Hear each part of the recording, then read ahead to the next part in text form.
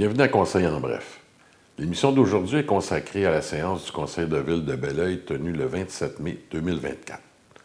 En l'absence de la mairesse Viault, alors en mission à l'étranger, le maire suppléant et conseiller municipal, M. Karim-André Laz, a ouvert la séance en annonçant que Belleuil recherche 380 propriétaires volontaires pour mesurer la consommation d'eau potable dans la municipalité. Afin de répondre aux exigences du ministère des Affaires municipales dans le cadre de la stratégie québécoise d'économie d'eau potable, la Ville de Belleuil a lancé la campagne Mesurer pour mieux gérer afin de procéder à l'installation de 380 compteurs d'eau résidentiels d'ici le 31 décembre 2025. Ce projet permettra d'obtenir un portrait réel de la consommation d'eau de notre territoire. Il permettra également de mieux identifier les fuites réelles et potentielles et ainsi optimiser notre utilisation. La Ville cherche donc des propriétaires de maisons unifamiliales volontaires pour faire installer un compteur d'eau gratuitement. Les données extraites du compteur serviront uniquement à des fins statistiques et ne serviront en aucun cas à facturer ou à tarifer la consommation d'eau potable dans les résidences. Les participants qui se seront inscrits d'ici le 15 septembre prochain courent la chance de remporter l'un des 2 iPads qui sera offert dans le cadre de ce projet. De plus, les participants auront un accès personnel et confidentiel aux données de consommation d'eau de leur résidence. M. Laz a également annoncé que des travaux de réfection seront exécutés au chalet Claude Barrette, qui accueille notamment les activités de la Maison des jeunes des 4 fenêtres. Donc, ce bâtiment-là de la Ville avait grandement besoin de rénovation, et ce, rapidement, afin d'éviter une détérioration encore plus grande de ces structures. Il y a un premier appel d'offres qui avait été mené, qui avait malheureusement mené à des rejets de soumission, parce que leur prix était bien au-delà des budgets prévus. Il y a une version révisée qui a été proposée, ce qui a mené aux 2 contrats que nous allons octroyer ce soir. Des travaux de réparation du revêtement extérieur ainsi que le remplacement de la toiture sont prévus, alors qu'à l'intérieur, les planchers, entre autres, seront refaits, certains murs seront abattus afin d'agrandir des pièces, les fenêtres seront changées et la cuisine sera notamment rénovée. Les travaux devraient avoir une durée de 8 à 12 semaines. Elles débuteront au cours des prochaines semaines et les activités seront relocalisées durant cette période. Madame la conseillère Ali a ensuite présenté les résultats des appels d'offres que l'administration municipale a lancés à ce sujet. Une demande de prix a été réalisée auprès de 2 fournisseurs pour des travaux de rénovation intérieure du chalet Claude Barret. 2 réponses ont été reçues et que les prix soumis sont les suivants. Tricolore DG, 120 750, puis Saran Construction, 136 250. Alors, je propose d'octroyer un contrat pour les travaux de rénovation intérieure au chalet Claude Barrette au plus bas soumissionnaire conforme, soit Tricolore DG, sur la base des prix forfaitaires apparaissant à la soumission datée du 1er mai 2024 pour un montant total de 138 832 et 31 sous, taxes incluses. J'appuie. Tout le monde est d'accord? Oui. Oui. Alors, pour le point 47, même chose, un contrat de travaux de rénovation, mais cette fois pour l'extérieur du bâtiment. Alors, Mme Ali? Oui. Une demande de prix a été réalisée auprès de 2 fournisseurs pour des travaux de rénovation extérieure du chalet Claude Barret. 2 réponses ont été reçues et que les prix soumis sont les suivants. Construction Daniel Pépin, 119 250. Construction J.M. Landry, 132 800. Alors, je propose d'octroyer un contrat pour les travaux de rénovation extérieure du chalet Claude Barrette au plus bas soumissionnaire conforme, soit Construction Daniel Pépin, sur la base des prix forfaitaires apparaissant à la soumission datée du 1er mai 2024 pour un montant total de 137 107 et 69 sous. La Ville de Belleuil adhère au Conseil régional de l'environnement de la Montérégie. Madame la conseillère Lavoie présente le texte de la résolution. La Ville de Belleuil désire adhérer au Conseil régional de l'environnement de la Montérégie. Alors, il s'agit d'un organisme qui a pour mission de soutenir le développement durable en Montérégie. Alors, le conseiller Martin Dubreuil est intéressé à faire partie du conseil d'administration. Alors, il doit être nommé par le conseil de ville. Alors, je propose d'autoriser l'adhésion de la ville de Belleuil au conseil régional de l'environnement de la Montérégie pour l'année 2024-2025 et de nommer M. le conseiller Martin Dubreuil à titre de représentant de la ville de Belleuil au conseil régional, donc qui s'appelle le CRE Montérégie. J'appuie. Merci. Tout le monde est en accord? Oui. Une demande de dérogation mineure au règlement de zonage qui concerne la résidence Charles Côté située sur Saint-Jean-Baptiste a retenu l'attention du conseil de ville. Il s'agit d'un dossier donc d'avant-toit, c'est-à-dire l'avant-toit au-dessus d'un balcon. Il s'agit d'une dérogation mineure, en fait, qui permet simplement de refaire un toit qui a été brisé. Le matériau n'est plus, en fait, réglementaire. Par contre, il est présent déjà sur le bâtiment au niveau de tous les balcons. Donc, nous désirons... le CCU a fait une recommandation favorable pour ce projet. Une autre demande de dérogation mineure est présentée cette fois par M. le conseiller Dubreuil. C'est une demande qui vise à permettre l'installation d'une enseigne détachée qui affiche le menu de l'établissement de restauration avec service au volant. Et notre règlement de zonage interdit ces enseignes détachées dans la zone C909, qui est l'endroit où se trouve le 487 rue de l'Industrie. Alors, à l'exception de certaines énumérations, les enseignes affichant les menus ne sont pas permises. Alors, je propose d'entendre les personnes intéressées à émettre des commentaires. Excellent. En ligne ou dans la salle. Alors, ce qui m'amène à vous proposer d'autoriser la dérogation mineure numéro DM 2024-9044, telle que demandée pour le 487 rue de l'Industrie aux conditions prévues à la recommandation 2024-0545 du Comité consultatif d'urbanisme. J'appuie. Tout le monde est d'accord? Oui. L'agrandissement d'un bâtiment principal et l'aménagement d'un garage font également l'objet d'une autorisation spécifique présentée par M. le conseiller Lepage. Cette demande vise à permettre les dérogations suivantes. Dans le fond, une marge de recul latérale de 1,53 m pour un agrandissement de bâtiment principal, alors que le règlement de zonage prévoit des marges latérales minimales de 2 m et de 4,5 m. Puis un deuxième garage sur le terrain, alors que le règlement de zonage limite à un seul garage par terrain.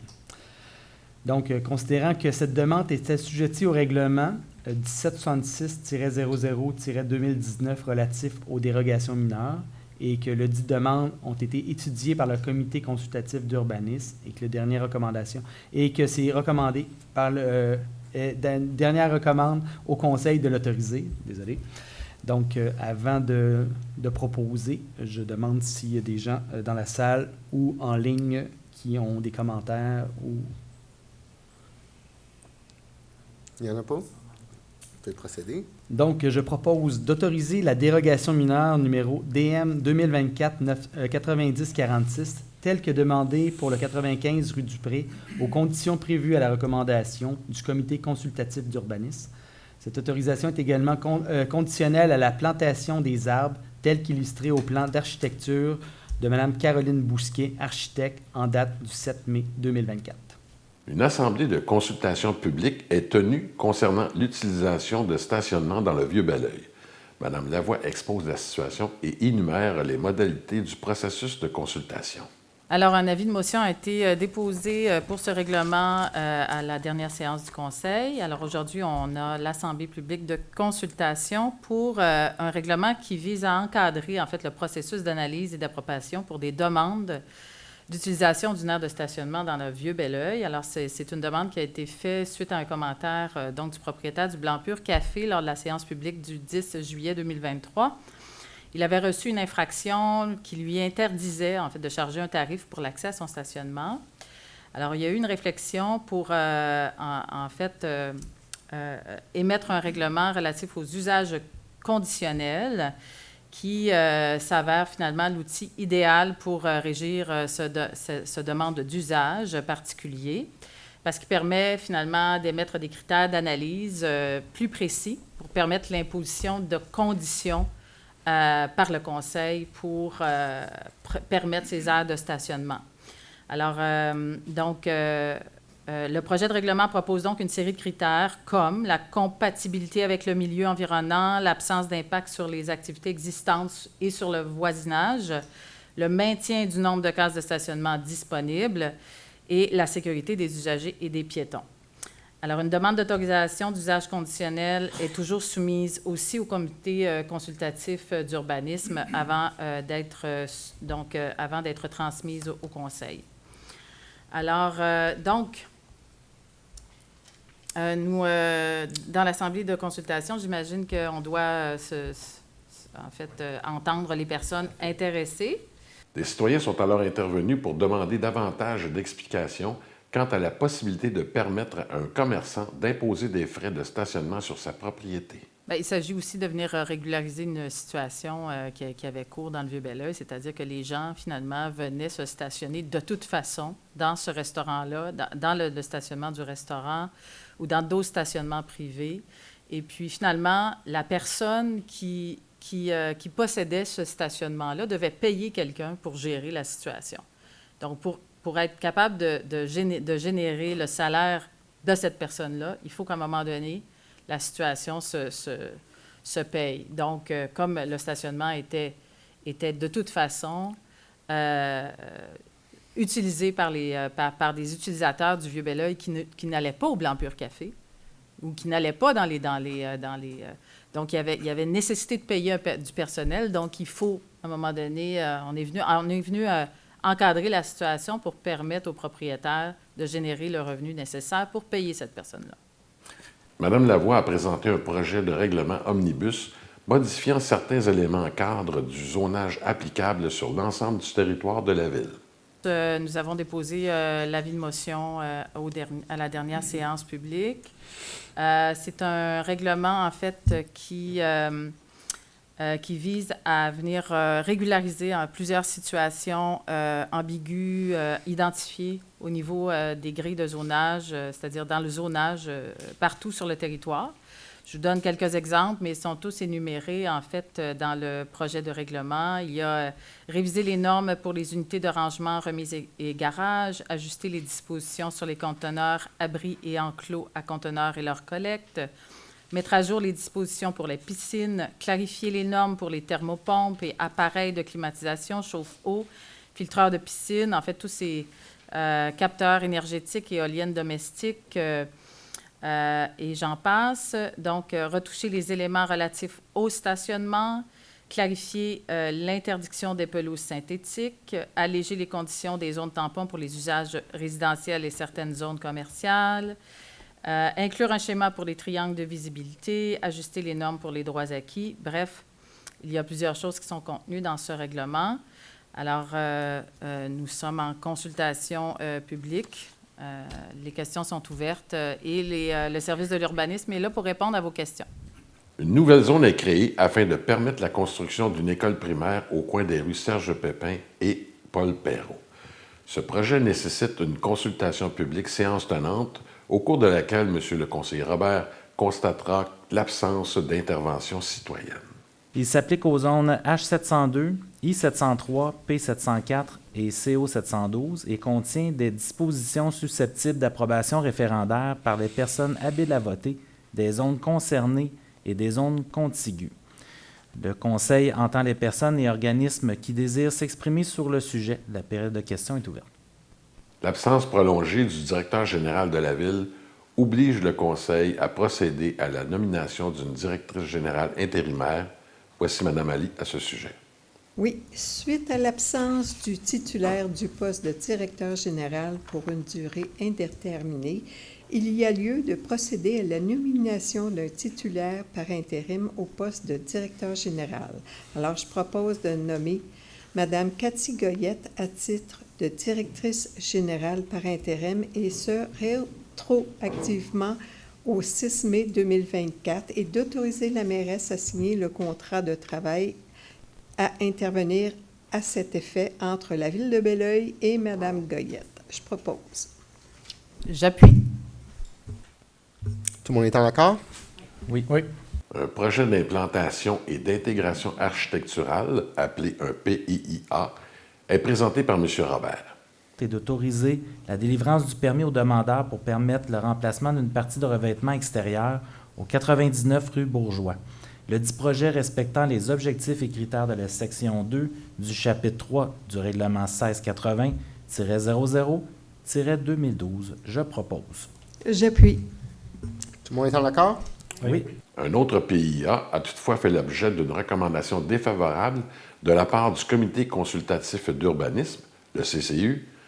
M. Lepage présente la position du conseil municipal dans ce dossier. Donc, on parle ici du café Blanc Pur Café. Donc, après étude et considération, les membres du comité consultatif présent recommandent unanimement au conseil de refuser le plan d'implantation et d'intégration architecturale et la délivrance du permis. Ça, c'est en vertu des différents articles de loi, tout ça, dont l'article 60, la typologie patrimoniale. On dit qu'au niveau de l'objectif, c'est conserver la typologie architecturale patrimoniale. On parle aussi de l'implantation et modification du bâtiment et travaux et de rénovation. Dans le fond, ce qu'on veut, c'est assurer une intégration harmonieuse des nouvelles constructions. Dans le fond, les objectifs, c'est de protéger et mettre en valeur les bâtiments dont l'année de construction est antérieure à 1950. On parle plus d'une approche de restauration plutôt qu'une approche de rénovation qui est préconisée. Donc, pour ce faire, je propose de refuser, pour les motifs mentionnés à la recommandation 2024-05-52 du Comité consultatif d'urbanisme, le plan d'implantation et d'intégration architecturale P2IA 2024-90-43 et de ne pas autoriser la délivrance du permis pour permettre les travaux de modification de la galerie avant et latérale au 940 rue Richelieu, le dit projet ne respectant pas les objectifs et critères des sections 2 et 20 du chapitre 3 du règlement 1680-00-2012. J'appuie. Tout le monde est d'accord? Monsieur le conseiller Chabot présente une résolution autorisant des travaux de rénovation sur une propriété. Alors, considérant que le projet en titre est assujetti au règlement 1680-00-2012 sur les plans d'implantation et d'intégration architecturale, considérant que le comité consultatif d'urbanisme a étudié ce projet et recommande de l'approuver, en conséquence, il a proposé d'approuver aux conditions prévues à la recommandation 2024-05-54 du Comité consultatif d'urbanisme le plan d'implantation et d'intégration architecturale PIA 2024-90-47 et d'autoriser la délivrance du permis aux demandeurs pour permettre la rénovation de la galerie située au deuxième étage en cours avant au 83-87 rue Saint-Jean-Baptiste, le dit projet respectant les objectifs et critères de la section 2 du chapitre 3 du règlement 1680-00-2012. J'appuie. J'ai pas fini. Oh. Le demandeur devra respecter en tout point l'autorisation donnée dans le cadre de ce PIA et toutes les modifications qui pourraient y être apportées devront faire l'objet d'une nouvelle réévaluation du projet, et ce, avant les 10 travaux n'aient débuté. Je propose.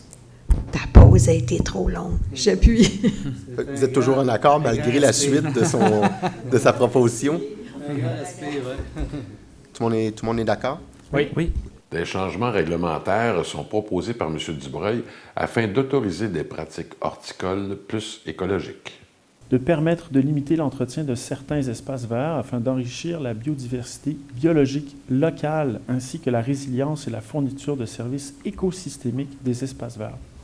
Alors, on prévoit qu'une pelouse ayant une hauteur de plus de 30 cm sur certaines parties d'un terrain ne constitue pas une nuisance et également une interdiction de dégrader sans autorisation de la ville une zone de conservation, une zone de contrôle écologique de la végétation ou une zone tampon appartenant à la ville. Alors voici ce qui est contenu et je propose d'adopter ce règlement.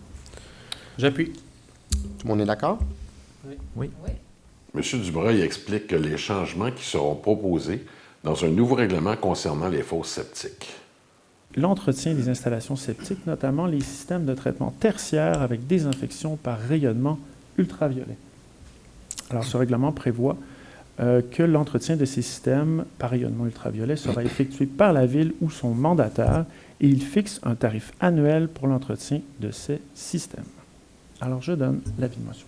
Un propriétaire du Vieux-Belleuil cherche à régulariser plusieurs dérogations à la fois en demandant au Conseil de ville d'autoriser un PPCMOI. Des explications de Mme Lavoie. Oui, alors un PPCMOI, il s'agit d'un projet particulier de construction, de modification ou d'occupation d'un immeuble, un PPCMOI. On fait ça parce que dans ce projet particulier-là, qui est situé encore une fois dans le Vieux-Belleuil, sur la rue Laurier, il s'agit d'un multilogement. Le propriétaire veut régulariser des situations et veut faire des modifications et il y a beaucoup de dérogations mineures de demander. Alors, dans ces conditions-là, on préfère aller vers un PPCMOI pour la simple et bonne raison que des personnes peuvent s'opposer ou émettre leurs commentaires et il y aura à cet effet une assemblée publique de consultation sur ce projet-là le 25 juin prochain, donc à 19h30, à la prochaine séance du Conseil. Alors, dans ce PPCMOI, je propose d'accorder, conformément au règlement relatif au projet particulier, la régularisation de l'implantation et de l'occupation d'un immeuble à usage mixte. Alors, il s'agit d'un usage résidentiel et commercial à la fois, ainsi que l'aménagement d'une aire de stationnement en cour arrière, ce que j'ai proposé dans le P2IA, pour la propriété située au 871-879 rue Laurier, circonscription foncière de Verchères. À cette fin, on veut permettre aussi l'occupation d'un bâtiment principal isolé par l'usage H3, donc donc c'est 4 à 8 logements dans cet usage, avec un maximum de 6 logements. La réduction de la marge avant minimale de 7,5 à 3 mètres, la réduction de la marge latérale minimale de 2 à 0,75 mètres, une allée d'accès et de circulation à une distance minimale de 0,60 à 0 mètre de la ligne latérale, la réduction du nombre minimal de cases de stationnement à fournir pour l'immeuble, soit de 10 à 7 cases, donc moins de cases de stationnement. On veut soustraire l'obligation d'aménager une case de stationnement réservée pour les personnes handicapées, puisque les logements, de toute façon, ne sont pas des logements accessibles. Une case de stationnement aménagée en cours avant, de telle sorte que les véhicules ne puissent pas y entrer et sortir en marche avant. De soustraire l'application, elle est déjà présente. Il s'agit de venir régulariser. De soustraire l'application des dispositions relatives aux zones tampons pour une habitation multifamiliale de 4 à 8 logements. De soustraire l'application des dispositions relatives aux aires d'isolement pour une habitation multifamiliale de 4 à 8 logements. Et des logements au rez-de-chaussée d'un bâtiment à usage mixte lorsque situé du côté de la façade avant sur rue de bâtiment. Le Conseil utilise les pouvoirs accordés par la loi pour forcer l'évaluation vétérinaire d'un chien qui présente des risques pour la santé et la sécurité publique. Voici M. Robert. Oui, la loi visant à favoriser la protection des personnes par la mise en place d'un encadrement concernant les chiens, RLRQ, chapitre P38002, le règlement d'application et le règlement général 1775-00-2020. Le signalement reçu par la Régie intermunicipale de police Richelieu-Saint-Laurent concernant une morsure infligée par un chien ayant causé des blessures sur le territoire de la ville de Belleuil. Ce signalement indique des motifs raisonnables de croire que le chien constitue un risque pour la santé ou la sécurité du public. En vertu de l'article 5 du règlement d'application de la loi à favoriser la protection des personnes par la mise en place d'un encadrement concernant les chiens, lorsqu'il existe des motifs raisonnables de croire qu'un chien constitue un risque pour la santé ou la sécurité publique, une municipalité peut exiger que son propriétaire ou son gardien le soumette à un examen d'un médecin vétérinaire qu'elle choisit afin que son état et sa dangerosité soient évalués. Donc, l'animal sera ainsi évalué par un médecin vétérinaire qualifié, mandaté par la SPCA Roussillon, pour déterminer son état et sa dangerosité.